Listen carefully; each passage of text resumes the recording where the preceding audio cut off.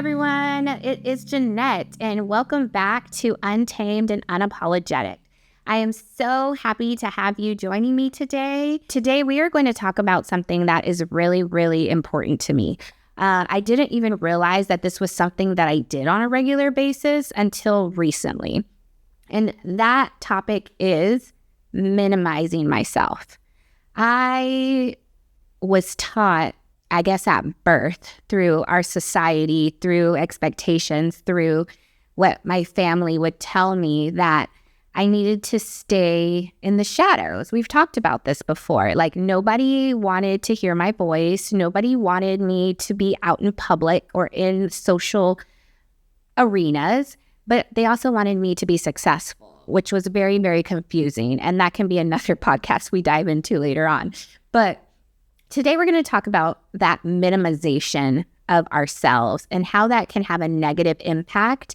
And also, when we choose to do the opposite of minimizing and we celebrate, what a huge impact, and just it opens so many doors for us when we allow ourselves to be us. So I'm going to start with a little story. There's actually a couple of stories, but we're going to start with one that was huge in my life.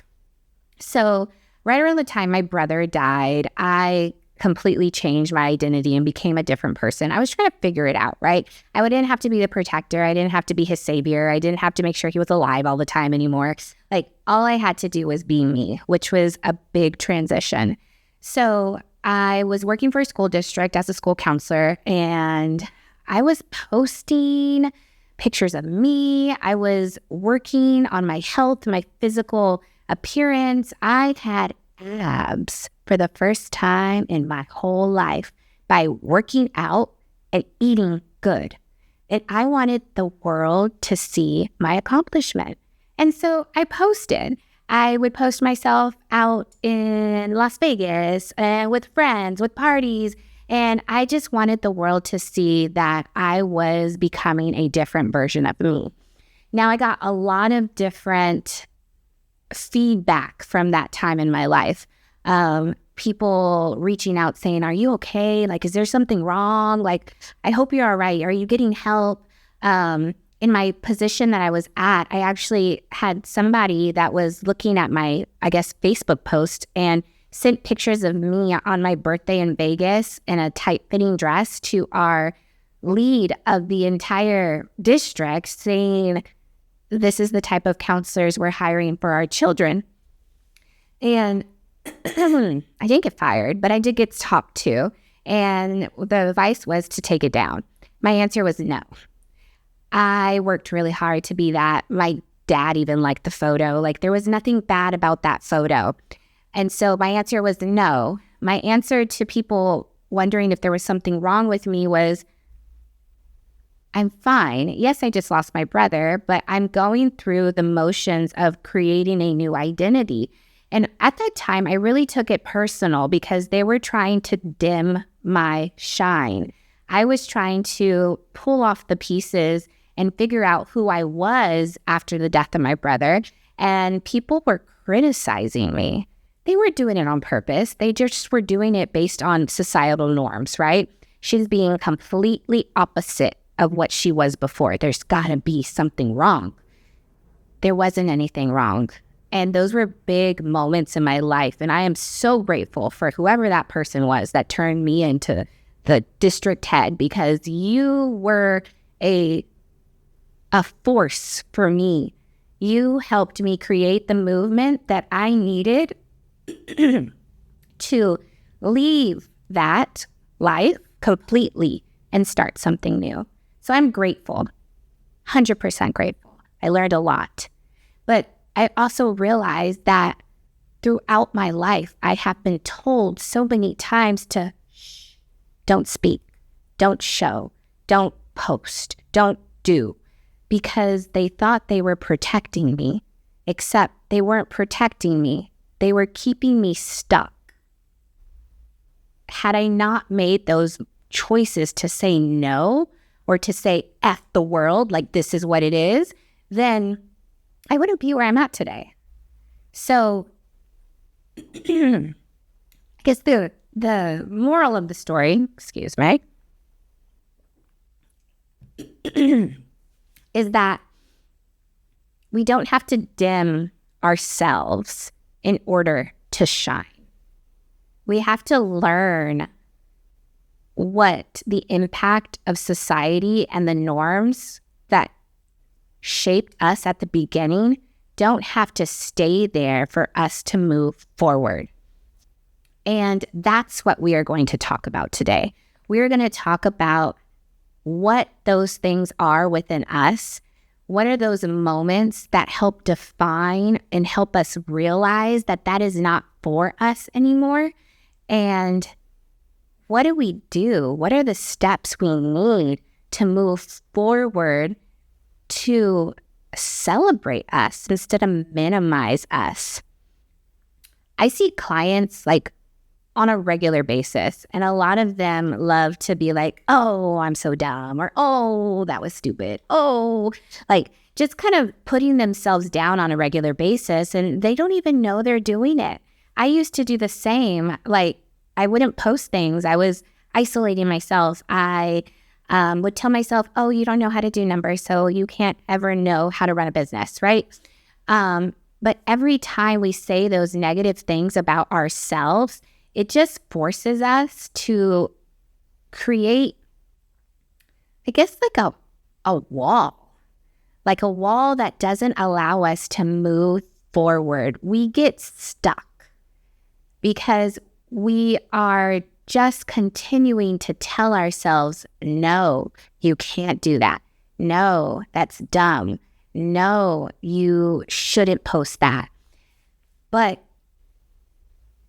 we need to do what our inner spirit, soul, whatever you call it, prompts us to do without fear of failure, without fear of being criticized or disliked or getting fired. We need to be able to shine us, our true versions of us, in order for us to get past that wall and move forward. So how did all that get there, right? Why do we minimize? Why do we tell ourselves we aren't good enough? Why do we tell ourselves we're not worthy enough?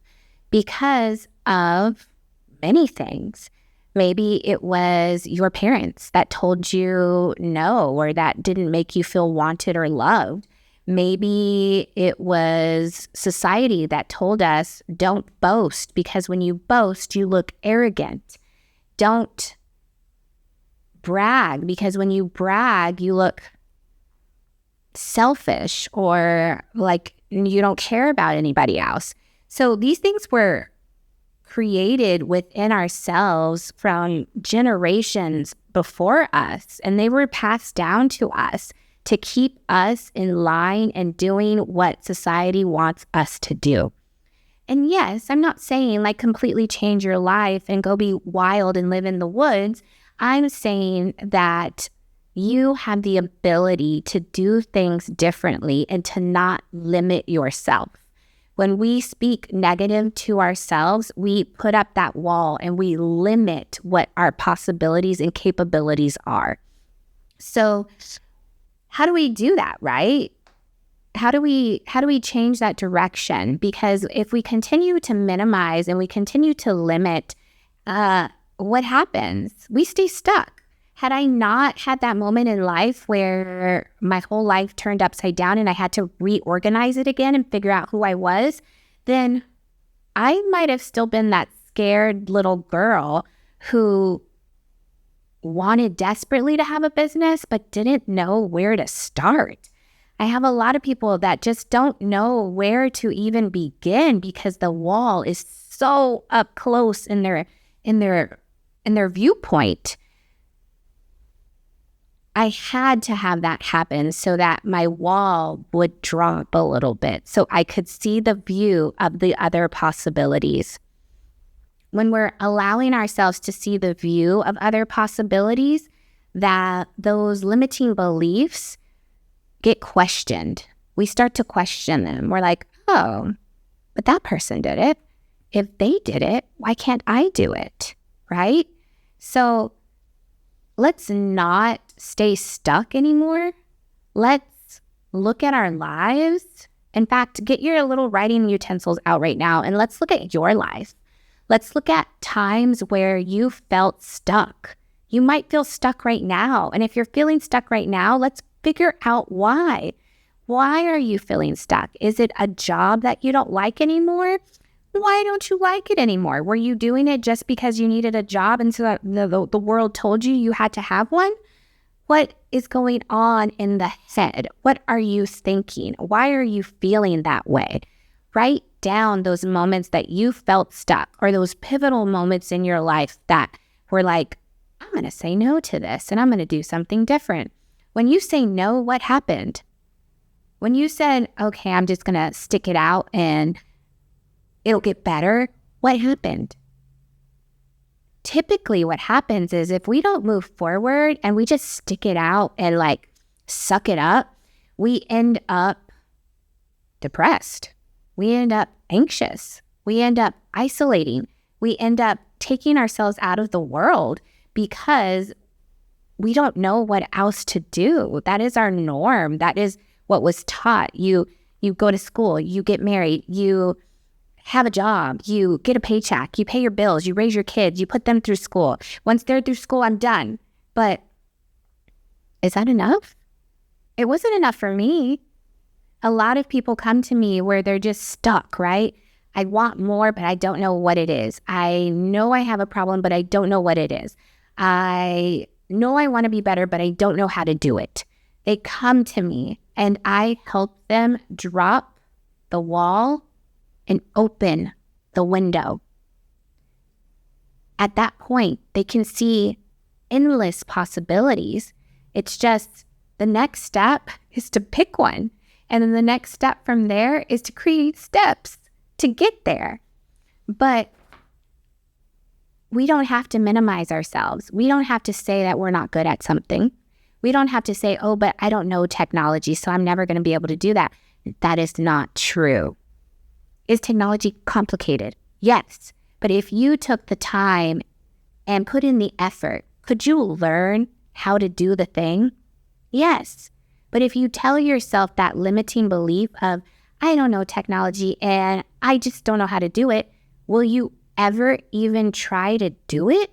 No, because the limiting belief put up that wall for you. And you're not going to get past it unless you change the way you speak to yourself. You change the things you believe about yourself.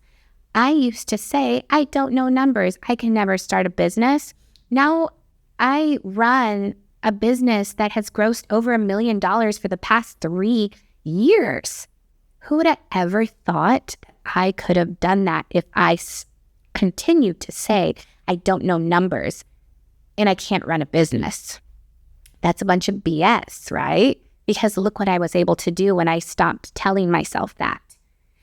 We can create the life that we want to create by acknowledging those limiting beliefs about ourselves, acknowledging the way that we speak to ourselves. So that's what I want you to do today after this podcast. Like, take out that journal. I want you to write the things that stop you from moving forward, those things that make you feel stuck.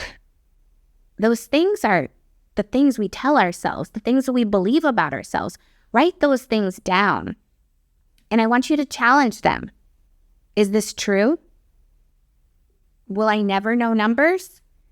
Will I never be good at technology? Or is that just something I told myself? Challenge it. Talk to it. Talk to yourself. Ask yourself, like, what's going on here? Why can't you move past? Why can't you keep a savings? Why can't you have enough money to pay the rent every month? Because you tell yourself you're not good with money? Evaluate those things that are keeping you stuck. Write them down. Challenge them. Pick one. Pick one a month, one a year. Just pick one and start there. Mine was definitely difficult, for sure. And it came with a huge, huge pain. The loss of my brother. But through his death, I was able to find me. And I know that sounds crazy, but I know also that he wanted desperately to help me find me too. So I'm proud of what I've done. I'm proud of what I've become. I am proud to say I created a business that grosses over $1 million that helps people and continues to help people. I don't get the $1 million. So another thing I am telling myself now is that I will have $1 million in my own personal bank account one day. And that's going to happen very soon because I put it out into the universe and I'm not limiting myself. And I know I can achieve it.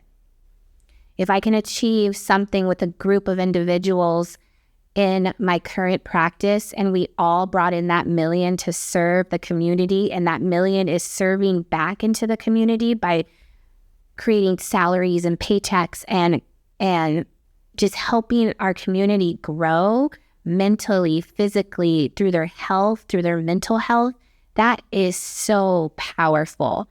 And if I can do that, a girl who used to hide in the shadows, that didn't have a voice, that told herself she doesn't know numbers, can do that by just saying, yes, you can, and you'll figure it out and take the first step. If I can do that, so can you. You've got to give yourself the opportunity to do it. Not to try to do it, because try is code word for no think, I'll look at it later. We're not going to try. We are going to do it. Got to figure out what it is. Let's find out what is that belief that's holding you back. I'm sure you got tons. Start with one. Find that belief. Write it down. Challenge it by looking at the evidence in front of you. Is it true? Create a new belief. I can and I will. When you're able to do that, you take the first step to creating a new identity, creating a new vision, creating new goals, and getting one step closer to the life that you desire but never thought you deserved or could have. We can have all the things. We just have to allow ourselves to desire them. So let's stop and rewrite some of those limiting beliefs for ourselves, because we are capable of so much more. Write them down. When you feel stuck, pull out a journal. Pick up a phone and call a therapist. Pick up a phone and call a friend. Pick up a phone and talk to somebody about that feeling of stuck. Because I guarantee you, you don't have to stay stuck. You need help to get out of the stuck, right? We all do. We can't do it by ourselves. But pick up a phone, write it down, do something to help you get out of the stuck, because you're capable.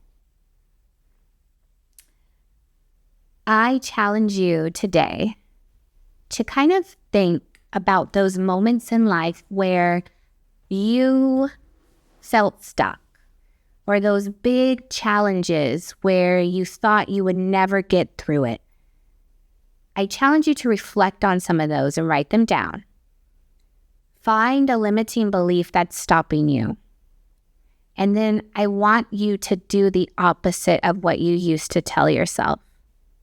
So if you used to tell yourself that working out is too hard to do on a Wednesday afternoon, I want you to challenge it and do it. Not try, but do it. Because when we take the word try out of our vocabulary, great things start to happen. So let's practice doing great things and not using the word try. We're not going to try to do great things. We are going to do great things. That is your challenge. I look forward to seeing greatness evolve in every single one of you by accepting this challenge. Peace out and have a great week.